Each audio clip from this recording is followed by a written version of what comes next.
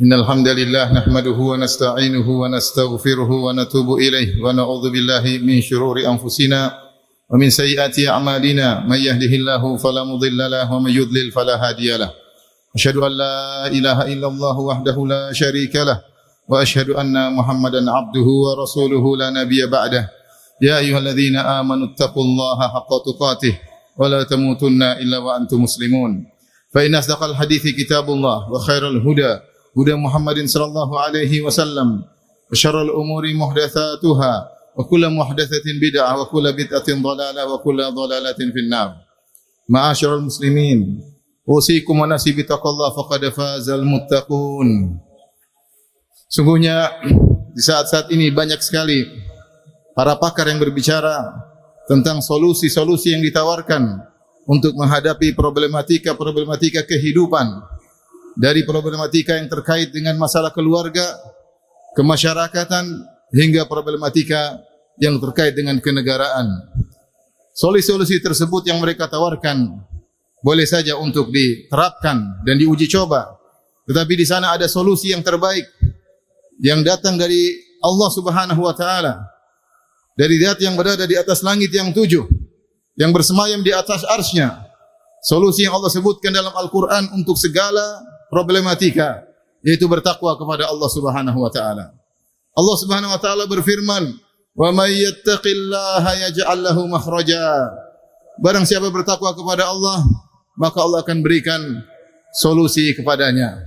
Permasalahan apapun yang dihadapi, hendaknya kembali kepada ketakwaan kepada Allah Subhanahu wa taala. Allah telah janjikan untuk memberikan solusi. Dan Allah berikan rizki dari arah yang tidak sangka-sangka. Wa may yattaqillaha yaj'al lahu makhraja. Siapa yang bertakwa kepada Allah, maka Allah akan berikan solusi baginya. Wa yarzuquhu min haitsu la yahtasib. Dan Allah akan berikan dia rizki dari arah yang dia tidak sangka-sangka. Wa may yatawakkal 'ala Allahi fa huwa hasbuh. Barang siapa yang bertawakal kepada Allah, maka cukuplah Allah baginya.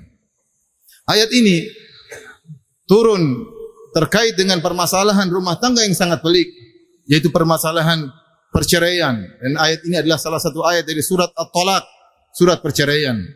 Kita tidak pungkiri bahwasanya permasalahan yang paling pelik dihadapi oleh seorang lelaki dan seorang wanita adalah permasalahan rumah tangganya, terlebih sampai pada derajat perceraian. Dan betapa berat seorang menghadapinya terkait dengan anak-anak, terkait dengan mertua, terkait dengan orang tua, terkait dengan tetangga. Maka permasalahan yang sangat pelik. Tetapi Allah sebutkan, siapa yang bertakwa ketika menceraikan atau ketika diceraikan, Allah akan berikan solusi baginya. Allah berfirman, "Ya ayuhan nabi, idza talaqtumun nisaa fatalliquhunna li'iddatihinna wa ahsul 'iddah wattaqullaha rabbakum la tukhrijuhunna min buyutihinna wa la yakhrujna illa ayyatina bifahishatin mubayyinah wa tilka hududullah wa man yata'adda hududallahi faqad zalama nafsah." Wahai Nabi, yaitu wahai orang yang beriman, jika kalian menceraikan istri-istri kalian, maka ceraikanlah pada ikut aturannya. Aturannya bagaimana? Tidak boleh seorang ketika dia emosi langsung dia katakan kepada istrinya, "Kamu saya ceraikan." Tapi ada aturan yang disebut dengan tolak sunnah. Dia harus menunggu istrinya dalam kondisi suci, belum dia gauli, baru dia boleh jatuhkan cerai dengan talak satu. Dia harus menunggu istrinya dalam kondisi suci, tidak dia gauli, baru kemudian dijatuhkan talak satu. Betapa banyak kaum muslimin tidak mengerti akan hukum ini, tidak mengerti tentang tata aturan perceraian. Kemudian dia ceraikan istrinya kapan saja dia emosi, istrinya sedang haid, istrinya sudah dia jimai, kemudian jatuhkan cerai, dia telah melanggar aturan Allah Subhanahu wa taala. Demikian juga di antara aturan cerai, kalau sudah menceraikan istri tidak boleh diusir dari rumah, biar dia tinggal di rumahnya. Kata Allah, "La tukhrijuhunna min buyutihinna." Jangan kalian mengusir istri-istri kalian yang sudah diceraikan dari rumah mereka. Kemudian juga para wanita tidak boleh keluar dari rumah mereka. Wala yakhrujna, dan juga mereka yang diceraikan tidak boleh keluar dari rumah. Lihatlah aturan yang dilanggar oleh kaum muslimin dan kaum muslimat. Betapa banyak wanita belum diceraikan sudah kabur dari rumahnya, apalagi sudah diceraikan. Allah mengatakan, "Wattaqullaha rabbakum." Bertakwalah kepada Allah dalam menceraikan dan tatkala diceraikan. Kata Allah, "Wa tilka hududullah." Itulah batasan-batasan Allah. "Wa man yata'adda hududallahi faqad zalama nafsah." Siapa yang melanggar batasan-batasan Allah, maka dia telah menzalimi dirinya sendiri. Sehingga banyak kasus perceraian, tidak ada solusi bagi mereka. Tidak ada solusi bagi sang lelaki dan tidak ada solusi bagi sang wanita. Anak-anak terbengkalai, rumah tangga hancur, broken home, kerusakan ekonomi, terjerumus dalam perzinahan, terjerumus dalam perselingkuhan. Semuanya karena tidak bertakwa ketika menjalani hukum Allah Subhanahu wa taala. Ini masalah rumah tangga. Demikian juga masalah kemasyarakatan. Hendaknya dihadapi dengan ketakwaan. Bahkan permasalahan negara hendaknya dijalani dengan ketakwaan, dihadapi dengan ketakwaan. Allah Subhanahu wa taala berfirman, "Walau anna ahlal qura amanu wattaqau lafatahna 'alaihim barakatim minas sama'i wal ard." Seandainya penduduk suatu negeri beriman dan bertakwa, kami akan bukakan keberkahan dari langit dan bumi. Namun, sudahkah mereka beriman? Lihatlah kondisi kita, ma'asyiral muslimin. Kita berbicara tentang kaum muslimin dan kaum muslimat. Betapa banyak dari kaum muslimin yang terjerumus dalam praktek riba. Betapa banyak kaum muslimin justru menganggap riba adalah sumber ekonomi yang kuat. Betapa banyak para wanita yang meninggalkan jilbab mereka. Betapa banyak wanita yang mengumbar aurat mereka di jalan-jalan. Bahkan wanita-wanita yang berjilbab, terkadang sebagian mereka hilang rasa malu dari diri mereka. Berjoget-joget di TikTok, menampakkan lekukan aurat mereka, tidak punya malu. Bahkan sebagian lelaki tidak punya rasa cemburu, biarkan istrinya dinikmati oleh pandangan-pandangan lelaki. Dia bangga ketika istrinya bisa membuat ngiler para lelaki-lelaki yang lain. Wattaqullah, bertakwalah kepada Allah Subhanahu wa taala.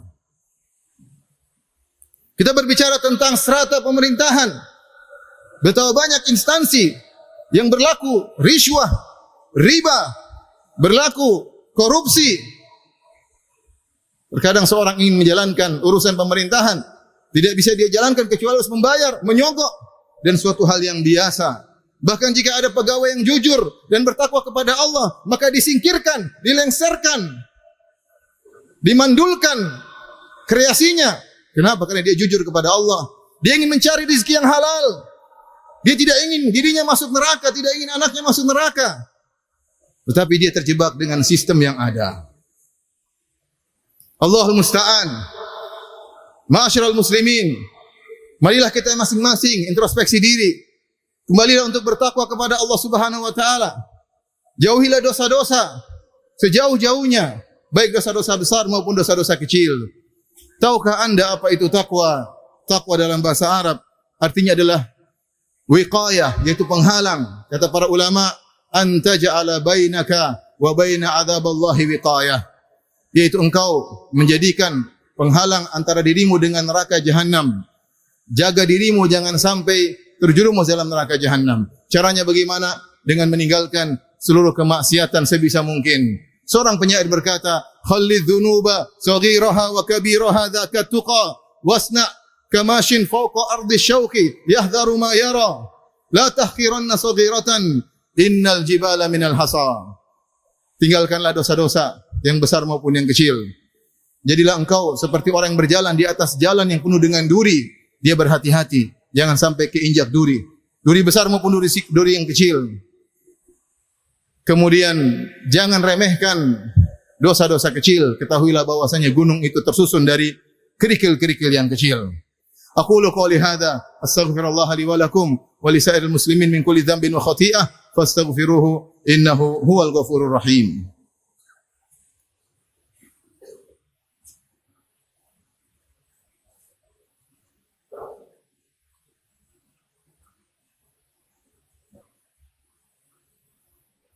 Alhamdulillahi ala ihsanih wa syukru lahu ala taufiqihi wa amtinanih.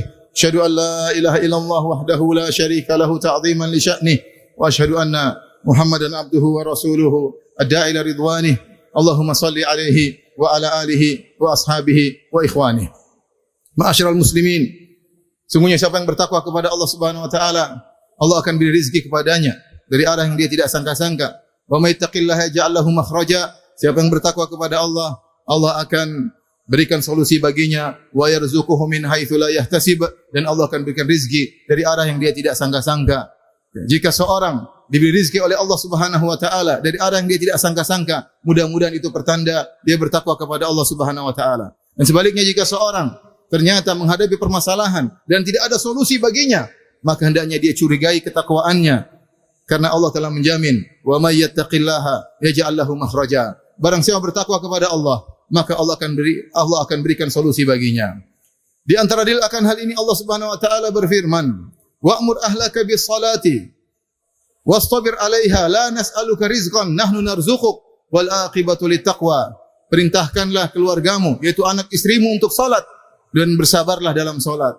Bersabar dalam salat, bersabar menyuruh mereka untuk salat. La nas'aluka rizqan, kami tidak minta rizki kepadamu. Itu jangan sampai kau sibuk mencari rizki sehingga kau lupa menasihati istrimu yang tiap hari main TikTok, dan kau lupa nasihati anak-anakmu yang tiap hari melihat hal-hal yang haram di medsos.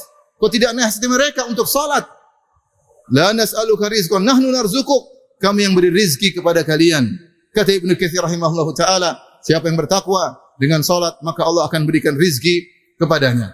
Bahkan Allah Subhanahu wa taala berfirman tentang para jin, kata Allah Subhanahu wa taala, "Wa allaw istaqamu 'ala tariqati la asqainahum ma'an ghadaqa." Seandainya para jin tersebut mereka lurus di atas jalan yang Allah di atas jalan Allah Subhanahu wa taala, maka kami akan berikan pada mereka rizki yang berlimpah.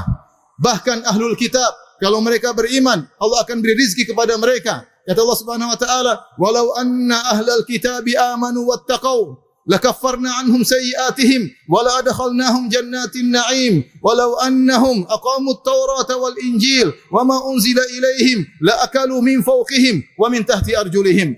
Sungguhnya ahlul kitab kalau mereka beriman dan bertakwa, maka kami akan hapuskan dosa-dosa mereka dan kami akan masukkan mereka ke dalam surga. Seandainya mereka menegakkan Taurat dan Injil dan apa yang diturunkan kepada mereka dijalankan dengan benar, maka la akalu min fawqihim wa min tahti arjulihim, maka mereka akan makan dari rezeki dari atas mereka dan dari bawah kaki-kaki mereka. Lihatlah, Allah menjanjikan siapa yang menegakkan hukum-hukum Allah, jangankan kaum muslimin, bahkan ahlul kitab, kalau mereka menjalankan hukum-hukum Taurat dan Injil dengan cara yang benar, maka Allah akan bukakan rezeki pada mereka. Maka sungguh menyedihkan kita dapati sebagian kaum muslimin yang meyakini bahwasanya solusi terhadap masyarakat adalah dengan meninggalkan Al-Quranul Karim. Kita sedih mendapati sebagian kaum muslimin yang justru meyakini bahwasanya solusi kepada masyarakat dengan memerangi hukum-hukum Allah Subhanahu wa taala. Mereka ridha dengan hukum-hukum yang mereka buat, lantas mereka memerangi hukum-hukum Allah Subhanahu wa taala. Sebagian mereka menyangka bahwasanya rizki diperoleh dengan membuka pabrik-pabrik bir. Mereka tidak tahu bahwasanya Allah akan menurunkan hukuman kepada mereka. Dan bahwasanya penyakit-penyakit sosial akan muncul setelah itu. Rusak-rusaknya anak-anak muda. Rumah tangga menjadi hancur. Mereka menyangka bahwasanya dengan membuka tempat-tempat prostitusi, maka akan menambahkan rizki, masukan bagi masyarakat. Ternyata memang ada pemasukan, tapi setelah itu kehancuran rumah tangga, anak-anak jadi rusak, narkoba tersebar di mana-mana.